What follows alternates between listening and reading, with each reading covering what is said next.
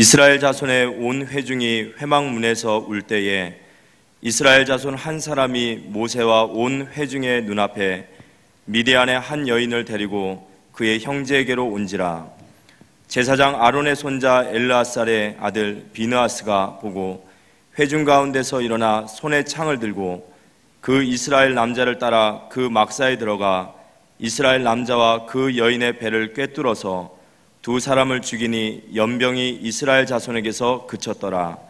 그 연병으로 죽은 자가 24,000명이었더라. 여호와께서 모세에게 말씀하여 이르시되 제사장 아론의 손자 엘르아살의 아들 비느하스가 내 줄투심으로 질투하여 이스라엘 자손 중에서 내 노를 돌이켜서 내 줄투심으로 그들을 소멸하지 않게 하였도다. 그러므로 말하라. 내가 그에게 내 평화의 언약을 주리니 그와 그의 후손에게 영원한 제사장 직분의 언약이라. 그가 그의 하나님을 위하여 질투하여 이스라엘 자손을 속죄하였음이니라.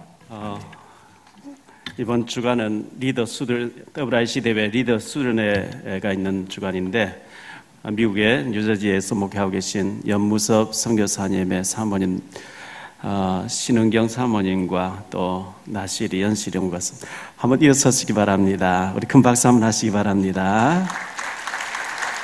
네. 우리 상가교회 산동네 상가교회 있을 때 계시다가 지금 미국으로 가서 선교하고 계시는데 오랜만에 정말 뵙게 돼서 너무나 반갑습니다.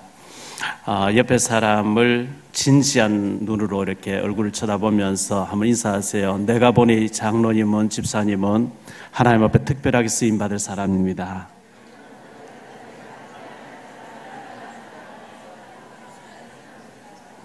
아멘. 다시 한번요. 나도 특별하게 쓰임받을 것입니다.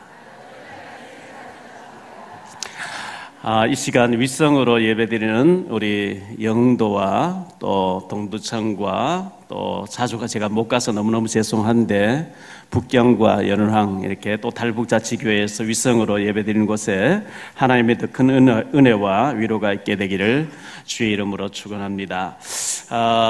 우리 SRC 사랑 렘넌트 컨퍼런스라고 하는 제2회 전교인 수련을 했는데요. 특히 렘넌트에게 초점을 맞추어서 금요일 저녁부터 어제 오늘까지 이렇게 너무나 많은 수고를 하신 분들에게 너무나 감사를 드리고 제가 2강의 메시지를 했는데 1강에서 절대 제자에 대해서 말씀드렸어요. 많은 사람들이 교회 왔다가 시험 들고 삐끼고 섭섭하고 실족하고 싸우고 막 이렇게 시험 든 사람 많이 있는데 그 전부 거의 다 들어보면은 99%가 서론이에요. 서론에 생을 걸면 안 되거든요. 강단 메시지 붙잡고 응답받아야 되는데 강단 메시지는 아무 관심이 없고 쓸데없는 사람의 말에 시험 들어주고 삐끼고 섭섭하고 막 서론이거든요. 서론에 생을 걸면 안 돼요.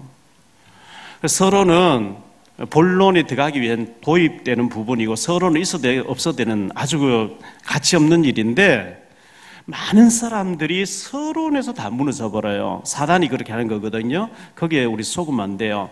예수님께서 무리들을 위해서 베세다 광야에서 오병이의 역사 5,000명 먹고 12반 거두는 막 축제를 막 해주시고 난 뒤에 관심은 제자들에게 있었거든요. 그런 관심을 그리고 그 다음날 배 타고 저 반대편에 가서 사역하고 계시는데 어제 떡 먹어본 사람들이 막 찾아서 막 배를 타고 건너와서 어제 산에 기도하러 가시는 분 봤는데 언제 여기 오셨습니까? 할 때 예수님께서 요한복음 6장에 보면요. 너희가 나를 찾아온 것은 기적을 보았기 때문에 찾아온 것이 아니고 떡 먹었던 것 때문에 찾아왔구나. 어찌해서 떡 하나 또 얻어먹으려고 여기까지 왔냐. 살리는 것은 영이니 육은 무익하니라 이렇게 말씀했어요. 무익한 육의 문제 때문에 우리가 무너지고 시험 들고 갈등하고 안 되는 거거든요. 지난주 우리 장성도 목사님 얘기하셨죠. 부산 임마누엘 교회도 300명의 정체가 돼서 한참 갔대요. 그래서 몇 사람을 특별하게 좀 훈련시켜가지고 불신앙한 데다가 긍정으로 막 말하게 해라. 그런데 그걸 뛰어넘게 되더라 이렇게 했거든요. 우리 단톡방이 있습니다. 단체 카톡방이죠. 거기에는 칭찬과 격려와 강단 포럼을 하셔야 됩니다. 작은 일도 굉장히 칭찬해주고 격려하고 위로하고, 개인적인 대화 나누는 거는 개인톡으로 하시기 바랍니다. 전체가 보는데 기름을 확 끼얹는 같은 아주 불신앙을 주는 얘기는 안 실었으면 좋겠고요. 그리고 우리 교회가 앞으로 하나님 앞에 특별하게 쓰임받을 게 확실하기 때문에 여러분들은 특별하게 쓰임받을 특사, 나는 하나님께 특별하게 쓰임받을 사람이라고 하는 자부심을 가지고 많은 사람들에게 우리가 자랑을 막 하시기 바랍니다. 우리 교회를 자랑하시기 바랍니다. 아멘 안 하신 분은 안 하실까 봐요. 본론이 서로는 중요한 게 아니고 본론은 전도입니다. 전도고, 전도 때문에 교회가 존재하는 것이고 우리가 살아있는 목적이 전도 때문에 있는 것이고요. 그리고 그 전도한 사람을 절대 제자, 세계복음할 사명자로, 지교회 운동할 사람으로 절대 제자로 세우는 것을 우리는 결론으로 이렇게 만들어야 됩니다. 본론은 전도, 그 전도한 사람을 절대 제자로 세우는 것을 결론으로 이렇게 만들어야 됩니다. 그리고 어제 이 강의에서는 제가 4가지를 말씀드렸죠.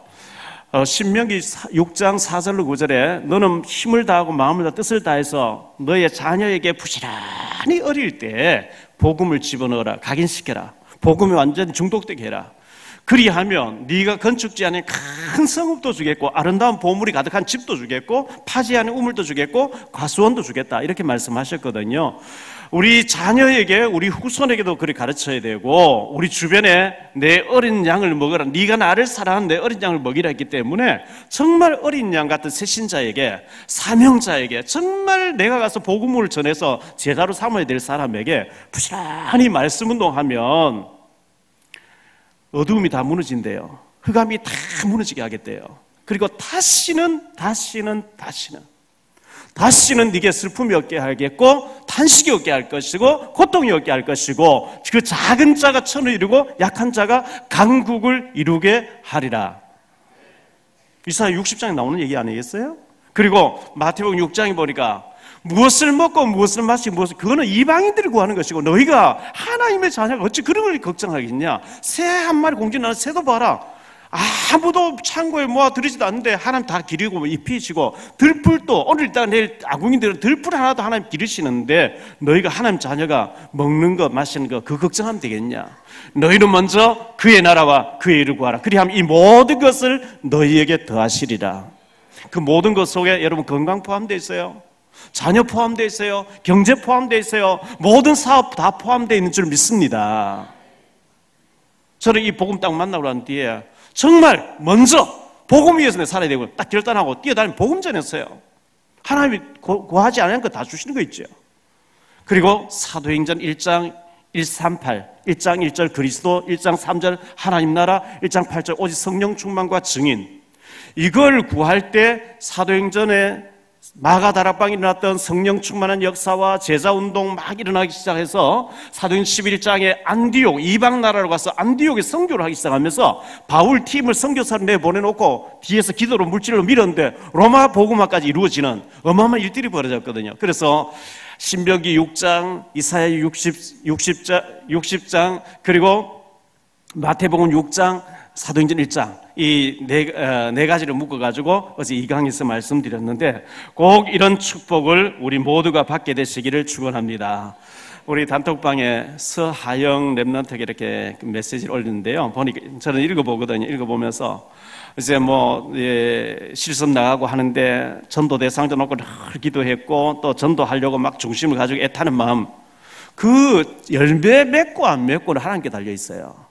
그런 중심을 가지고 속으로 기도하고 그 전도하려고 하는 애타는 마음으로 접근하고 대화하고 포럼하는 그 자체를 하나님 기뻐하실 줄 믿습니다.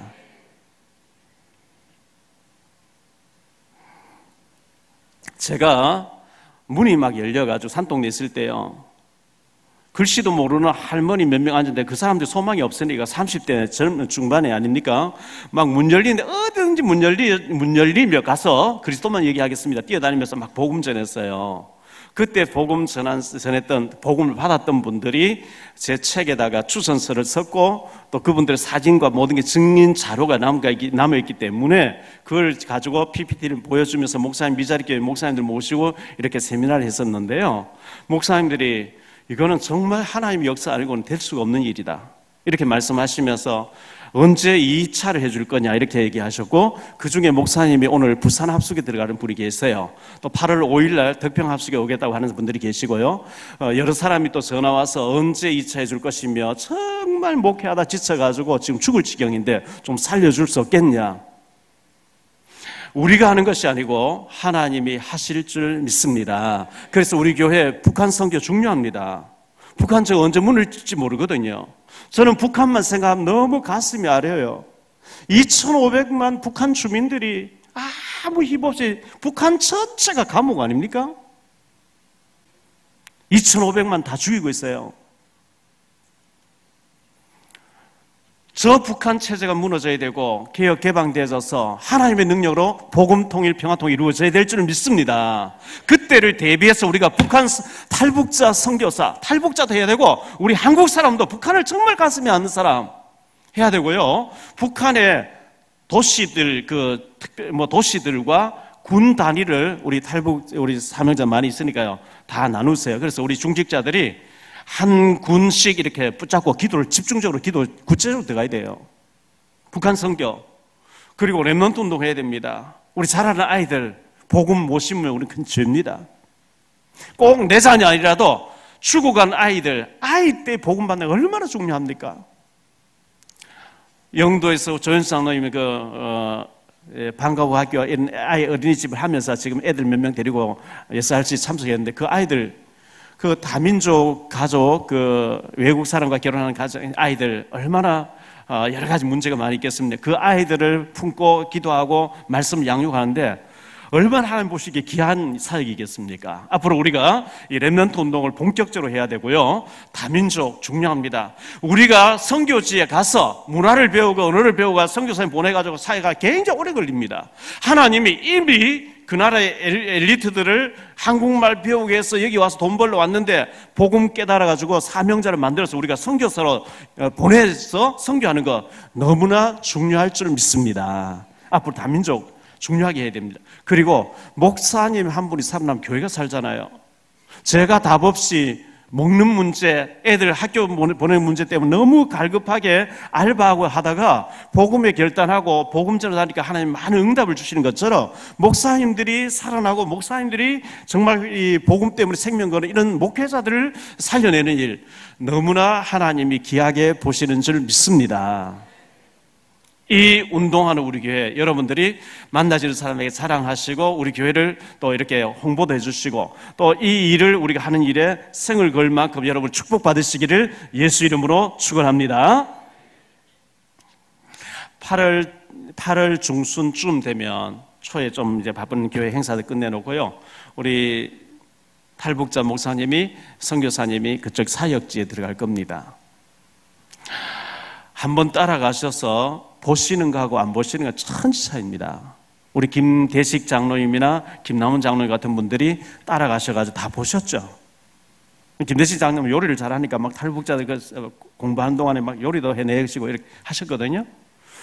그걸 보시고 난 뒤에 내가 돈을 왜 버리되며 왜 선교를 해야 돼, 이게 눈이 열린 사람이 기도하는 거하고 탈북자 갔다 오면 뭐해다, 우리 교회에서 하는 뭐해다, 아무 관심 없는 거와 천 차이거든요. 그래서 가능하면 중직자들이 좀 따라가셔서 그곳에 팔려와서 갈급하게 기다리면서 말씀 받는 그 사명자들을 보면서 그들의 애로사항이 뭔지, 그들의 눈물의 한이 뭔지, 왜 우리 교회가 이 선교를 해야 되는지 보고 오셔야 될 게 아니겠어요. 다른 데 휴가를 보내지 마시고 그 선교사님 선교 현지에 가서 그런 사역 따라가서 보시고 오셔야 하나님하고 소통이 된단 말이죠. 눈물이 통하고 한이 통하고 가슴이 통하는 거 아니겠어요?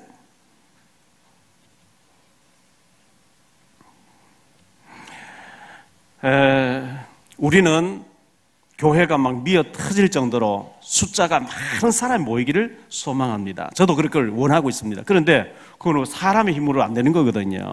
그런데 하나님께서는 고린도전서 10장 5절에 보니까 믿음 없는 다수를 하나님이 싫어하시고 믿음 있는 소수를 기뻐하셨다 그랬거든요. 우리가 몇만 명 모이고 몇천 명 모이면 좋죠. 무리가 뭐 어쨌든 북쪽부상 얼마나 좋겠어요. 그런데 하나님은 광야에 그 많은 사람들 원하지 않아 다 쓸어버리고 여호수아 갈렙 믿음 있는 소수의 사람을 들어서 일을 하시거든요. 우리가 그 믿음 있는 소수의 제자를 키워내느냐 못 키워내느냐. 절대 제자, 복음의 생명 그거는 절대 제자를 키워내느냐 못 키워내느냐. 우리 자라나는 렘넌트들을 그렇게 하나님 앞에 하나님께 막 쓰임받는 세계복음화 때문에 생명까지 드릴 수 있는 이런 절대 제자, 소수의 사명자를 키워내느냐 못 키워내느냐.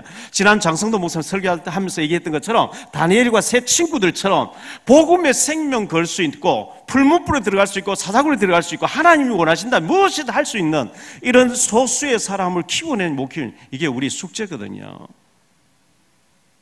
이런 복음의 생명 건 제자의 응답받는 우리 모두가 되시기를 예수 이름으로 축원합니다. 우리가 하나님의 자녀가 맞다고 하면요, 정말 하나님이 우리를 특별하게 복음 때문에 불러주신 분이 맞다고 하면 여러분 만나지는 모든 사건을 자세히 깊이 한번 들여다보세요. 90% 이상, 어쩌면 99%가 문제 아닙니다. 그 문제 아닌 걸 문제로 봐버리면 굉장히 심각해지거든요.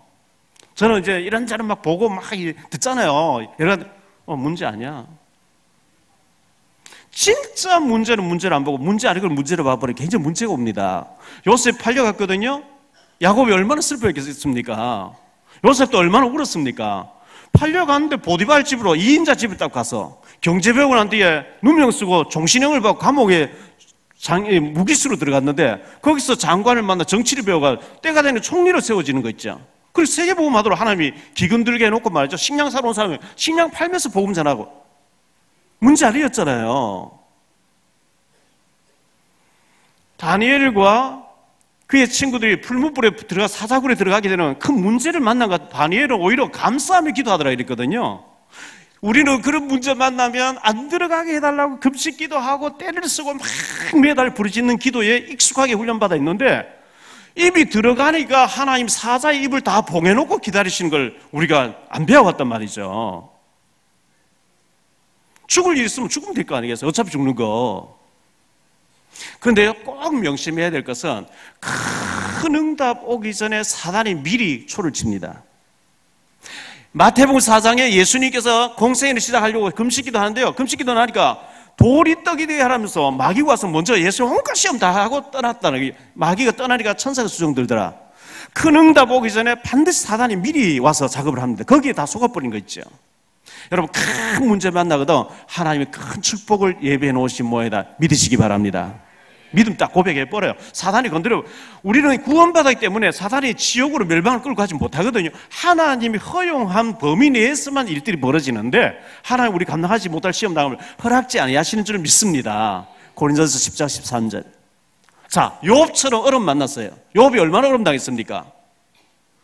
아들 7명, 딸 3명 갑자기 죽어요. 재산을 막 남들과 다 뺏어가 버려요. 자신은 온몸에 만신창이 됐어요. 헌대가 막 일어났어요. 부인마저 하나님 저주하고 죽으라 하고 집 나가버린 거 있죠. 욥이 얼마나 고통스러웠겠어요. 욥이 내가 차라리 태어나자마자 죽었으면 좋겠다 이렇게까지 얘기했거든요. 그런데 욥기서 42장 5절에 보니까 내가 전에는 주에 대해서 귀로 듣기만 하였는지 눈으로 배웠나이다. 욥기서 42장 10절에 보니까 욥이 전에보다 갑절의 축복을 받았더라 했거든요. 저는 갑절의 축복도 싫고 그런 고난 안 받았으면 좋겠습니다. 그런데 욥이 그런 어려움을 겪었는데요, 오고 오는 세대에 주님 재림이 오신 날까지 고난당한 사람 욥기서를 보면서 얼마나 힘을 얻습니까?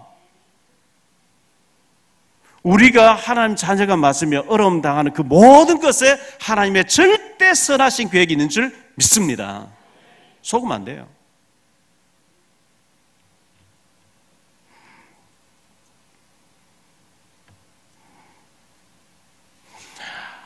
마가복음 4장 35절로 41절에 보면 예수님이 배를 타고 제자들 보고 야, 저 건너편에 내일 사역지로 가자. 제자들 뭐 전부 어부 출신들 아닙니까? 노를 막 적고 있거든요. 예수님 얼마나 피곤하신지 배 고문을 배우고 그 풍랑 치는 가운데서 주무셔요. 근데 자꾸 파도가 일어나서 막 배에 물이 가득했대요. 한쪽에서 노를 젓고 한쪽에서 물을 퍼내고 하다 안 되니까 예수님이 깨워요. 우리가 지금 죽게 됐는데 예수님 좀 뭐 어떻게 좀 해주세요. 지금 잠이 옵니까? 이런 식으로 이제 예수님 원망적으로 이제 깨웠거든요. 예수님께서 고요하라, 잠잠하라 하니까 바다가 잠잠해졌어요. 그러고 난 뒤에 너희에게 왜 이렇게 겁이 많으냐? 책망하셨거든요. 우리 장로님 전도하신 성도님 계시죠? 제가 이제 문자를 보냈어요.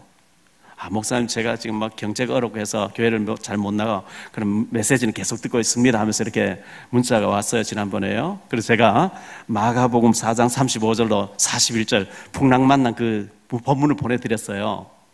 그걸 얼마나 읽어봤겠어요. 답이 왔어요. 믿음 없는 걸 책망하시는군요. 이렇게 얘기하더라고요. 그래서 그게 아니고요. 예수님 타고 계신 배는 안 뒤집어진다는 뜻이에요. 제가 이렇게 했거든요. 예수님이 주무시고 계시고 예수님이 가사해서 가고 있는 배에 파도가 쳤다. 안 뒤집어집니다. 뒤집어져가 예수님 빠져 죽었다. 말이 돼요? 제자들도 같이 누워 자버려도 괜찮아요. 안 뒤집어지게 돼 있어요. 아멘? 그런데 그 해석이 차이 나잖아요. 저는 그런 뜻이 아니고요. 믿음 없이 책망하는 게 아니고 지금 김쌤 마음속에 예수님 계시고 믿음을 가지고 계시기 때문에 어려움은 있겠지만 절대로 망해지지 않습니다. 사방을 우리 사회도 사여지지 않고 망하지 않습니다. 그런 뜻입니다. 아멘 이렇게 하시는 거 있죠. 우리 교회가 어려움 당하면서도 정말 오해를 받으면서도 이 북한 선교하고 렘넌트 살리고 다민족 살리고 미자리 목사님들 살리는 하나님이 원하시는 일을 하는 동안에 우리 교회 문제 사건 일어나도 괜찮을 줄 믿습니다. 일어나지도 않겠지만요. 우리 교회 주인 주님이십니다. 주님과 방향 맞추고 가고 있어요. 이 일에 여러분들이 동참하고 계시는데 축복 못 받는다. 기적입니다. 옆에서 한번 인사하세요. 기적 그만 일으키십시다. 축복받는 게 당연한 일이거든요.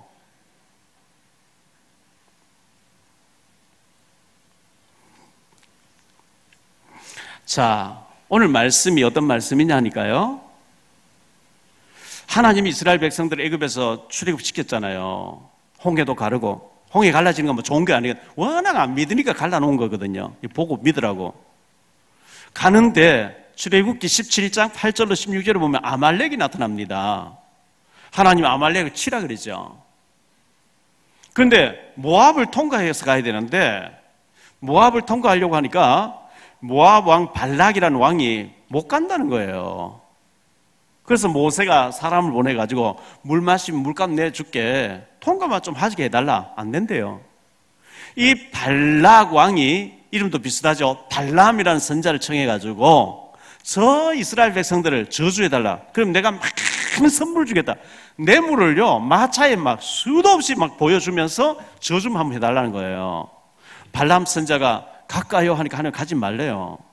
내가 데리고 가는 나의 백성을 네가 저주하면 되겠냐? 가지 마라. 근데 그 다음날 더 고의지게 더 많은 뇌물을 보여주니까 가고 싶어요. 발람이. 하나님 갈까요? 하니까 그렇게 가고 싶으면 가봐. 가다 나귀에게 막 책망 듣는 얘기가 민수기 22장이 나오거든요. 그런저런 일을 겪고 난 뒤에 축복하려고 저주하려고 하면 축복이 나오고 저주하려고 축복이 나오고 계속 하니까 발락 왕이 네가 한 번만 저주하면 내가 이거 다 줄 텐데 왜 안 해주느냐 하니까 마지막 깨를 안 내주는데 그게 발부월 사건이에요. 오늘 본문에 나오는 사건이거든요. 자, 오늘 세 가지로 말씀드리려고 하는데 먼저 레위 지파입니다. 레위가 누구냐니까요. 이 레위는 야곱의 세 번째 아들이죠. 레위라고 하는 이름의 뜻은 연합이라는 뜻입니다. 창세기 37장 3절로 4절에 야곱이 요셉에게 채색 옷을 지어 입혔습니다. 야곱이 사랑했던 라헬이 죽으니까 요셉에게 특별히 이제 좋은 옷을 입혔겠죠. 그러니까 그 형들이 우리 배다른 동생이지만 저 엄마 없이 애가 불쌍하지 않냐 이렇게 생각해 주면 좋은데 왜 아버지가 우리보다 요셉을 더 사랑하는 이래서 형들이 막 불평을 하기 시작하면서 요셉을 미워했더라 이렇게 말씀하고 있거든요. 그런데 창세기 37장 18절 20절에 보니까 그들이 양을 치고 있는데 요셉이가 아버지 심부름으로 형들이 오는데 형들이 멀리서 벌써 요셉이 오는 걸 알아보고 꿈꾸는 자가 오는도다 죽이자 모의를 했어요. 그래서 요셉을 죽이려고 구덩이 던져놓고 했잖아요. 유다가 지지난주에 생각했던 유다는 그런 죽을 상황에서 살리려고 애를 쓰고 도저히 안 되니까 그럼 팔아서라도 우리 돈을 쓰자 이래가지고 살렸기 때문에 유다가 왕지파가 되어졌다 이렇게 말씀드렸는데요. 이 레위는 그 레위가 굉장히 다혈질적인 사람으로 성경을 소개하고 있거든요. 오늘 비느하스는 레위의 손자 되는 사람이니까요. 좀 레위를 먼저 알아야 되겠거든요. 자, 창세기 그 34장에 보면 야곱의 딸 중에서 디나, 유일한 그 외동딸이죠. 디나가 있었는데 디나가 숫곳에서 그곳 사람 구경을 나갔다가 세겜 추장의 아들에게 강간당하고 강간하고 돌려보내준 게 아니고 딱 집에 가다 놓고 식만 올려달라 하니까 이 시므온과 레위의 형 둘째 야곱의 둘째 아들이 시므온이잖아요. 그래서 레위가 우리는 할례 받았고 너희는 할례 안 받아서 사돈 맺지 못한다. 너희가 우리처럼 할례를 받고 언약의 사람 되어지면 사돈 맺겠다. 그래서 그 세겜 사람 남자들이 할례를 받았어요. 할례를 받고 아파서 움직이지 못할 때 레위가 시므온이 가서 칼로 모든 그 세겜 사람들 다 죽여버려. 남자들 다 죽였대요. 그리고 막 약탈해 오고 막 했거든요. 야곱이 얼마나 위기를 만났는지 창세기 35장에 보면 옷을 찢고 너희가 사람 냄새를 풍겨서 이 주변 고을 전체가 다 들고 일어날 텐데 큰일 났다. 우리는 숫자가 적고 이 사람도 많은데 그때 하나님 베델로 오라가라 그랬잖아요.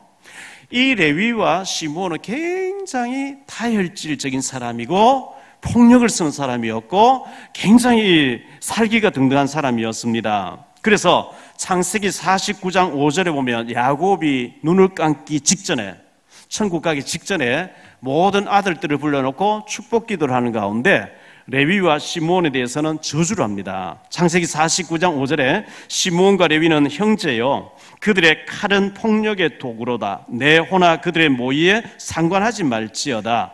내 영광과 그들의 집회에 참여하지 말지어다. 그들이 그들의 분노대로 사람을 죽이고 그들의 혈기대로 그의 발목 힘줄을 끊었음이로다. 그 노여움이 혹독하니 저주를 받을 것이요 분기가 맹렬하니 저주를 받을 것이라. 내가 그들을 야곱 중에서 나누며 이스라엘 중에서 흩으리로다. 너무너무 살기가 등등했는 거예요. 할례밖에 해놓고 막 다 죽여버린 거예요.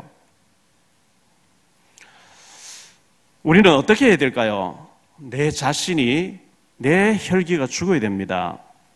나의 분노, 나의 어떤 혈기, 갈라디아 2장 20절에 바울은 내가 그리스도와 십자가에 못 박혀 죽었나니 그러죠.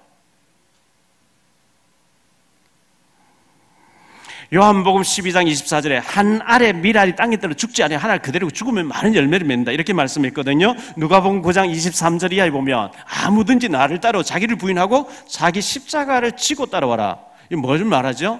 내가 죽고 내 동기, 내 야망, 내 목적을 내려놓고 주님 따라라 이렇게 말씀하고 있거든요. 그런데 이 레위가 그렇게 혈기가 많고 저주를 받는다고 했는데 제사장 지파로 축복이 회복되어 버리는데 그게 바로 비느하스의 역할이었어요. 레위의 손자 비느하스. 두 번째로 이 비느하스에 대해서 생각하려고 합니다. 조금 전에 말씀드린 것처럼 민수기 22장부터 25장까지 모압 왕 발락과 발람 선자에 대한 얘기 나옵니다. 모압이 누구죠? 창세기 19장에 보면 아브라함 조카 롯과 그의 큰딸 사이에 모압이 태어납니다. 그래서 아말렉이 나타나면 싸워라, 없애라, 죽이라 이렇게 했는데 모압하고 싸우지 말 하나님께서 모세에게 너희 혈족이라는 거예요. 싸우지 말래요. 그런데 좀 통감 못한다고 싸움을 걸어와요 이 발락 왕이.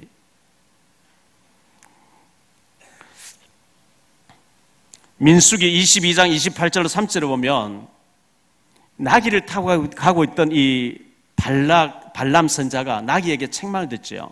내가 왜 가지 말라는 네가 가서 내 물 받고 저주해 주려고 하느냐. 나귀에게 책망을 들어요. 유다서 신약 성경 계시록 앞에 나오는 유다서 1장 11절에 보니까요. 화 있을진저 이 사람들이여 가인의 길에 행하였으며 삭슬 위하여 발람의 어그러진 길로 몰려갔으며 이렇게 표현하고 있어요. 베드로후서 2장 15절로 16절에 보니까 그들이 바른 길을 떠나 미혹되어 부올의 아들 발람의 길을 따르는도다. 불의의 삭슬 사랑하다가 자기의 불법으로 말미암아 책망을 받되 말하지 못하는 나귀가 사람의 소리로 말하여 이 선지자의 미친 행동을 저지하였느니라 이렇게 표현하고 있어요.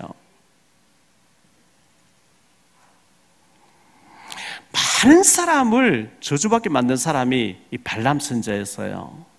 지도자 한 사람 잘못되면 큰일 나는 거 있죠. 그 저주를 하려고 하면 축복이 나오고 저주하려면 축복이 나오니까 이 발람 선자가 바알 부올 깨를 내주는 거거든요. 바알에게 제사를 드리라고 이렇게 하라고 이렇게 발락 왕이 바로 알아들어버렸어요. 이 바알 종교를 연구해 보면요, 풍년 들게 해준다는 종교인데 바알 신에게 제사 드릴 때 남녀가 벌거벗고 음란 행위를 하도록 돼 있어요. 여호와 하나님 안 보이는데 남녀가 벌거벗고 음란 행위를 하는 걸 딱 보면 맛이 다 가버리거든. 그러니까 이스라엘 백성 텐트에 진을 착 치고 있는데 바알에게 제사 지낸다고 하면서 이 모압 사람들이요, 여자들이 나체로 왔다 갔다 하면서 막 이스라엘 손질하면서 오라고 하니까 남자들이 이스라엘 남자들이 우 몰려갔어요. 바알에게 제사를 지내고 막 절을 하면서 같이 음란에 빠졌는데 그 일 때문에 오늘 9절 말씀 보면 하나님이 하루에 24,000명을 죽여버렸대요. 이 발람 선자의 잘못된 아이디어 하나 제공해 준 것이 이 언약의 백성 24,000명이 음란에 빠지게 되면서 24,000명 한꺼번에 죽는, 고린도전서 10장 8절에는 23,000명이 죽었다. 여기서는 24,000명이 죽었다. 왜 1,000명이 차이가 나느냐? 여기 대해서 신학자들은 23,000, 한 600명, 700명 되면 반 올리면 하면 24,000명, 반 내리면 하면 23,000명 이렇게 해석을 합니다. 신명기 4장 3절에 이렇게 말씀합니다. 여호와께서 바알 부올의 일로 말미암아 행하신 바를 너희가 눈으로 보았거니와 바알 부올을 따르는 모든 사람을 너희 하나님 여호와께서 너희 가운데서 멸망시키셨으니 이렇게 말씀하고 있어요. 자, 이런 큰 재앙이 닥치는데 6절 7절에 오늘 말씀 다시 한번 보면요, 이스라엘 자손의 온 회중이 회막문에서 울 때에 이스라엘 자손 한 사람이 모세와 온 회중의 눈앞에 미디안의 한 여인을 데리고 그 형제에게로 온지라.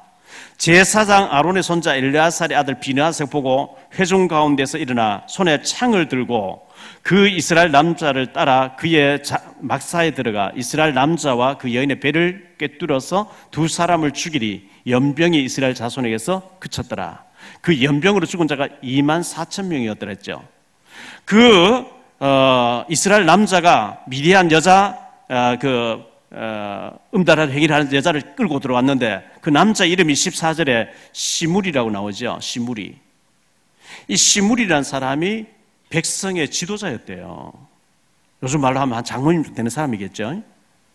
그 여자가 누구냐? 15절에 보니까 고스비라는 여자였대요. 18절에 보니까 읽지는 않았지만 18절에 보니까 이는 그들이 속임수로 너희를 대적하되 부올의 일과 미디안 지휘관이 딸 부올의 일로 연병이 일어난 날에 죽임을 당한 그들의 자매 고스비의 사건으로 너희를 유혹하였다. 속임수로 유혹하였다. 이 마귀는요, 끊임없이 우리에게 부함직, 먹음직, 탐스러움 가지고 유혹을 합니다. 속임수를 씁니다. 그래서 재앙이 닥치게 합니다. 시편 106편 22절에 28절로 31절에 보니까요, 그들이 또 부올의 바알과 연합하여 죽은 자에게 제사한 음식을 먹어서 그 행위로 주를 경노하게 함으로써 재앙이 그들에게 크게 유행하였도다. 그때에 비나스가 일어나서 중재하니 이에 재앙이 그쳤도다. 이렇게 말씀하고 있어요. 비나스가 일어나서 그 원인 제공자를 제거했는데 하나님의 재앙이 뚝 그치면서 저가 나의 질투심으로 이 재앙이 그치게 했으니 내가 저에게 축복하는데 그 지파 전체를 대대로 축복한다면서 제사장 지파로 축복해 주셨거든요.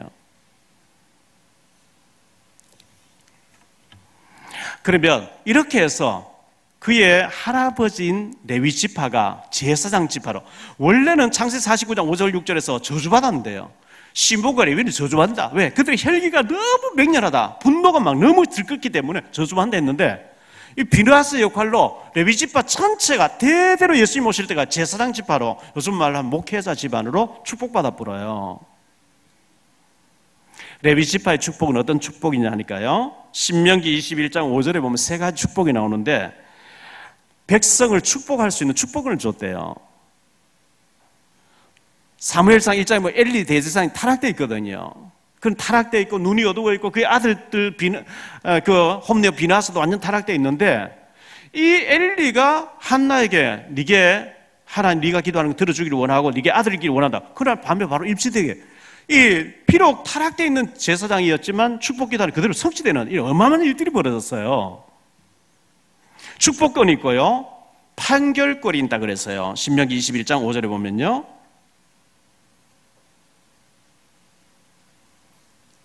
그리고 설교권이 있습니다.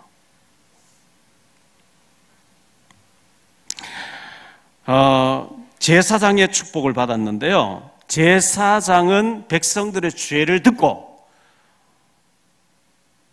양이나 염소의 피, 가난한 사람은 비둘기의 피를 가지고 하나님 앞에 가서 그 사람 이름 부르면서 저 사람의 죄를 대신해서 이 양이 죽으니까, 이 비둘기가 죽으니까 이 피를 받으시고 용서해달라. 그리고 이 짐승이 저 사람이 죽는 것처럼 하나님 아들 메시아와 우리 죄를 죽어주실 줄 믿습니다. 그 백성의 죄를 대신 해결하는 사람 제사장이었는데요, 레위기 17장 11절에 보면 피가 죄를 속한다 이런 말씀이 나오죠.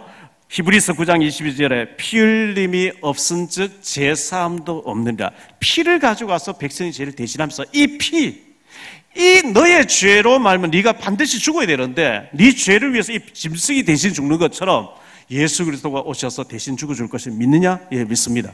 그걸 고백하고 난 뒤에 피를 드리는 거예요.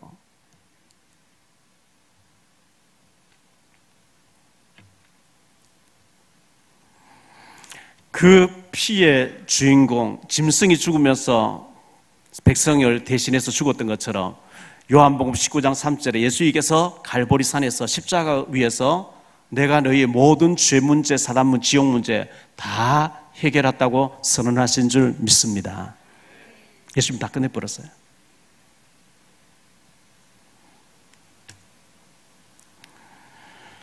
제사장의 권위 굉장히 중요합니다.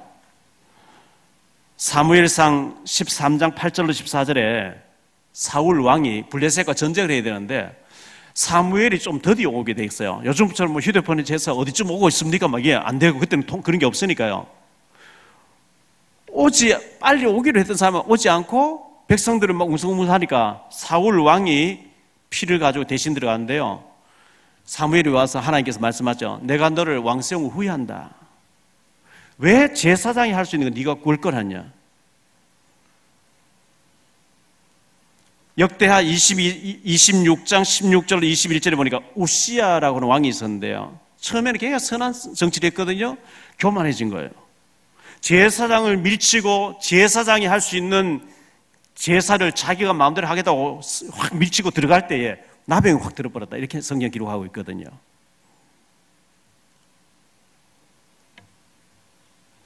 사무엘상 22장에 보면요, 사울 왕이 신하들에게 왜 다윗이 도망 다니면서 일어나 어디쯤 숨어 있는지 왜 그걸 내인데 고발을 안 해줬냐 하니까요, 도액이라는 사람이 사울의 친척이에요. 내가 보니까 저 뭐 제사장이 다윗에게 먹을 것도 주고 막 골리앗에 칼도 주고 합니다 하니까 죽이라 그러죠. 이 도액이라는 사람이 제사장, 에봇 입은 제사장 85명 한 자리에서 목을 쳤대요. 열왕기상 18장 4절에 보면 이세벨이 여호와의 선자들을 멸할 때에 감히 겁도 없이 주의 종들을 멸절시켰다는 거예요. 그때 오바다가 50명씩 50원씩 숨겨놓고 돌봤다 이런 말씀 나오죠. 자, 이 제사장의 권위, 제가 뭐 목사니까 목사의 권위 뭐 이게 그런 뜻이 아니고 굉장히 두렵고 떨리는 일입니다.